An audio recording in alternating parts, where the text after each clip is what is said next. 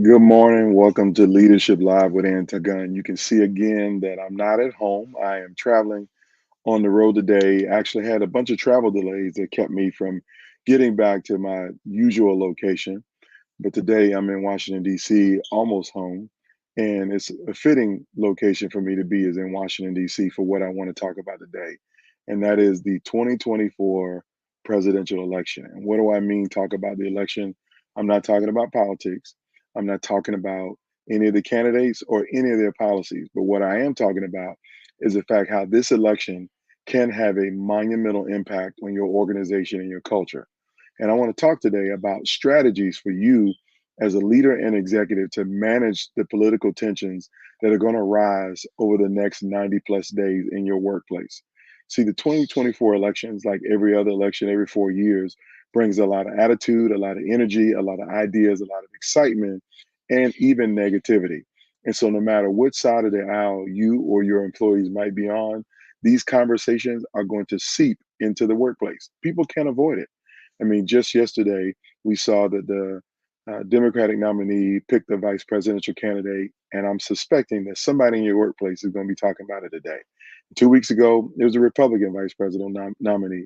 So everybody's going to be talking about this topic in the workplace, and that is okay because we're all invested. Most of us are voters and citizens, and we live in the United States of America.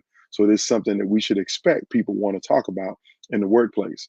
But what you don't want to have happen is that these topics and these conversations not only become a distraction to you getting things done and your team getting things done, but you don't want them to devolve into a toxic, tension filled workplace where people are angry and not just angry, but they act out in the workplace.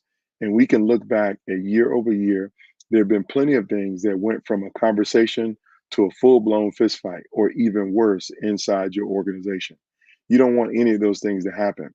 And as someone who has been at the highest levels involved in a lot of these election conversations, but more importantly, even working for a president, I can tell you right now that you don't want this to take over your culture.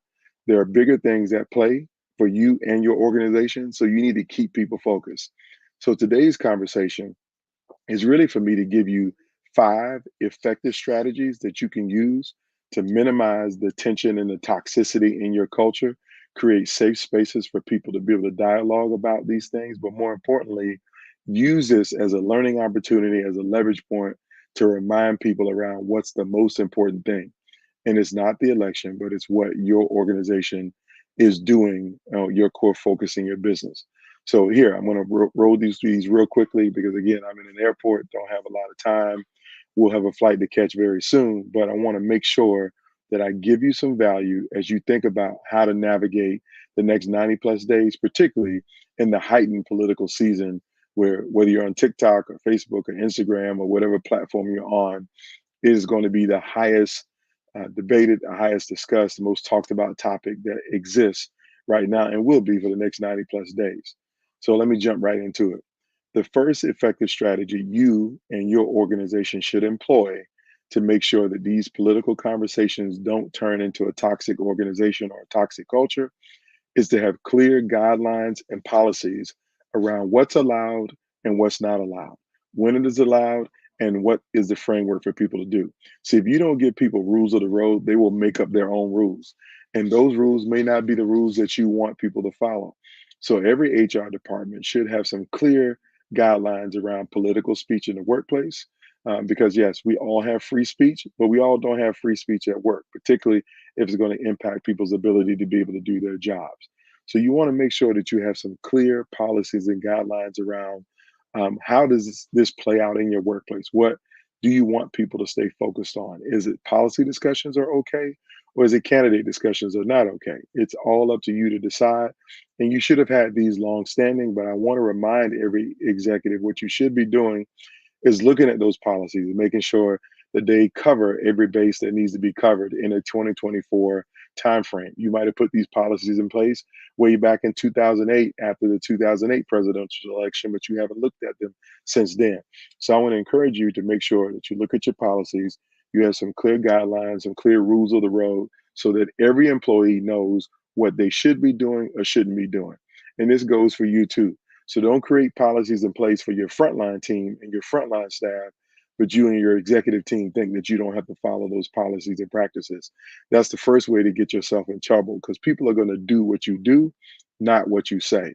So make sure that if you have those, you got to live by those. And I'm going to talk about that a little bit now because I'm getting ahead of myself. So the first one is the clear guidelines and policies. The second one is no matter what side of the aisle you may find yourself on, or your organization on, or the people on your teams find themselves on. What you want to make sure you do is have a strategy that is focused on building a culture of respect and inclusion. See, respect doesn't require you to have an ideology, it requires you to have an appreciation for the human condition and all of the people that work for you. All of us come from different backgrounds. We grew up in different spaces. We have different functional responsibilities and we also have different sensibilities. So I want to tell you right now, if you want to save your culture, you got to have a culture of respect and inclusion. We've talked about this over and over again. Literally every time I do this session, I want to remind you of that because it is the most important thing.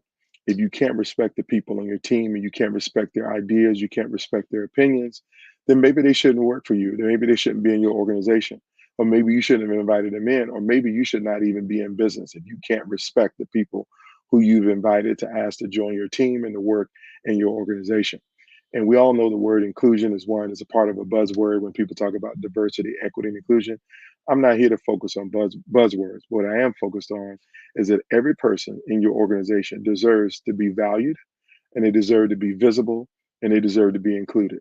And I will tell you this till the cows come home. If you cannot create an environment where everybody feels valued, where everybody feels respected, where they feel visible and they feel included, you have a culture where people are going to quit. You're going to have a high turnover rate. And we've all talked about the impact and the economic impact of turnover. That if you think about people who don't stay in an organization for more than 3 years, if they quit in less than 12 months, it's going to cost you 150% of their salary to replace them. So it's expensive. It's cheaper to keep them. So if you're going to hire people, you want to keep them. So in order to do that, you got to create a culture of respect and inclusion, particularly as we approach an election and people want to talk about those things. So create some opportunity for people to understand and know that you value them regardless of what their thoughts are, what their ideology are. And they should be feel free to know that I can have a different political position, a different background, a different framework of thinking about things, but that's not going to cost me my job just because I think differently than the other people that I work with. So that's the second strategy I want you to focus on is a culture of respect and inclusion. And the third strategy, the one I think is probably the hardest for organizations to implement and operationalize, and that is to have a clear system of support and safe spaces for people to have these discussions. So sometimes it may not be that you want people to go back and forth over email about politics or political issues.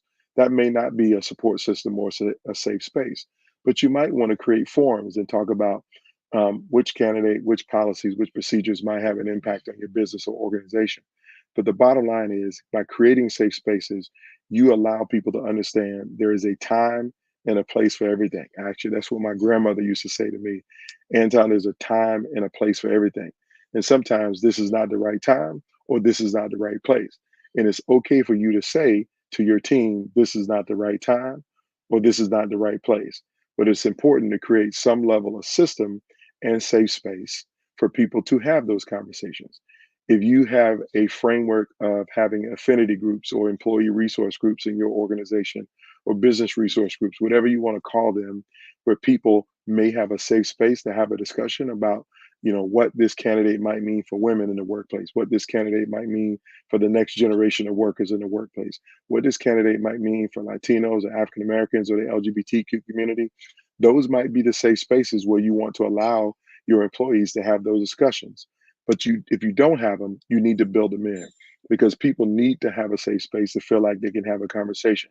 Because I will never forget, after the 2008 election, when Barack Obama was elected president, a lot of colleagues and a lot of companies sent out emails telling people they couldn't talk about the election the next day at work. So imagine showing up to work on Wednesday, November 5th, 2008, and being told to not talk about the euphoria that a lot of people had around electing the first African American president of the United States. What did that say to you if you worked in an organization and they told you you couldn't talk about the election because everybody else was mad about the outcome of the election or didn't like the outcome of the election? Well, we have the potential to have that same thing repeat itself on November 6th, 2024, with the outcome of the election, where we potentially could elect the first African American and Indian American woman as president of the United States.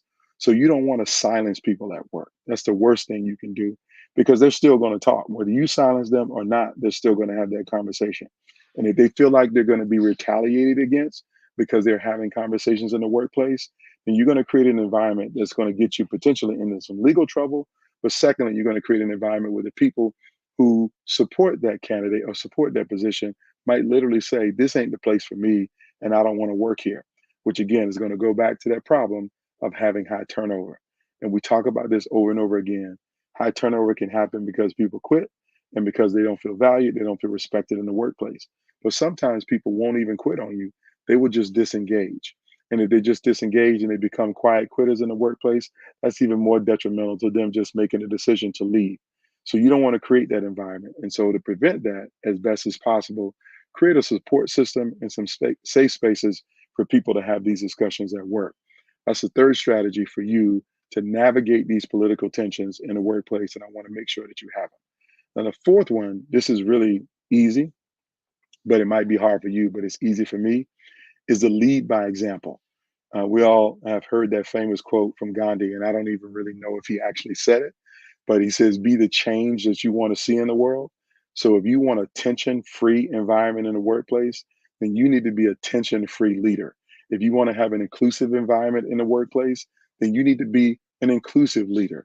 If you want to have a safe space environment in the workplace, then you need to create that safe space for people to have these conversations. So you need to lead by example. This is what we talk about in my Just Lead application series. And if you don't have access to the Just Lead application series, I encourage you to go to antongunn.com/toolkit, download the free toolkit that I've created for you, and it'll give you 52 lessons to show you how to lead, particularly to become a leader that is inclusive and lead by example. I want everybody to understand that is the most important part of all of my teaching and all of my content, that it starts with you as a leader. And you have to lead by example if you want to create a tension-free workplace and navigate this environment. So don't expect other people to do things that you're not willing to do, that you don't want to do, or you don't have the intestinal fortitude to develop yourself around as a leader. So I want you to lead by example and be a leader that doesn't create a hostile environment, that follows the guidelines and the policies, that honors respect and inclusion in the workplace, but most importantly, that creates safe spaces and a support system for people to have these conversations.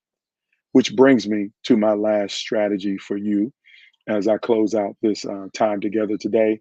And the last strategy is, you really want to be the kind of leader that reminds people what you're really there for. And what I mean, what you're really there for, is you have to keep a clear focus on your goals, your mission, your vision, and values of why you're in business.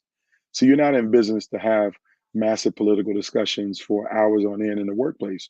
You have customers to serve, problems to solve, solutions to deliver, products and services to execute on. So you need to remind your team why you're there. You got to encourage people to stay focused on the goals that you set out to accomplish in 2024. We're approaching the end of the year, so we got really one full quarter left at the end of the year. Remind people what you're supposed to be focused on. And when the election comes, you're really going to be in the fourth quarter. So my whole context to you is, remember what you're there for. And you can have the political discussions for 5 minutes, 10 minutes, or maybe one particular day that you create that space for it. But your job as a leader is to keep people focused and refocused on your culture, your goals, your vision, your values as a business, as an industry, as an organization. We need to remind each other that we're on the same team because we work together. Whether we have a different political ideology or not, that should not change what our mission is, what our vision is, what our values are, and what we're designed to do, unless you are a political organization. And if you are, you got to keep people focused, regardless of what the outcome is. You always got to find a way to take the high road. And the best leaders, the best organizations, the best teams, to find a way to take the high road. So I would encourage you all to, again, to reflect on all five of these strategies. Number one, have some clear guidelines about how you talk about politics in the workplace. Have some clear policies about how you talk about this stuff in the workplace. Number two, create a culture of respect and inclusion for every person that you lead and where they get to live, work, and play inside your organization. The third thing is you want to have support systems and safe spaces for people to discuss and express their feelings and their emotions about everything that's going on. And number four, you want to lead by example. And finally, you want to refocus and encourage people to focus on your goals and your culture, your organization. If you do this, you will have the kind of outcomes that you want that allows your culture to stay strong no matter what happens on November 5th, 2024. So, with that, I want to thank you for watching. I look forward to seeing you next time for another episode of Leadership Live with Anton Gunn. Have a fantastic day. Take care.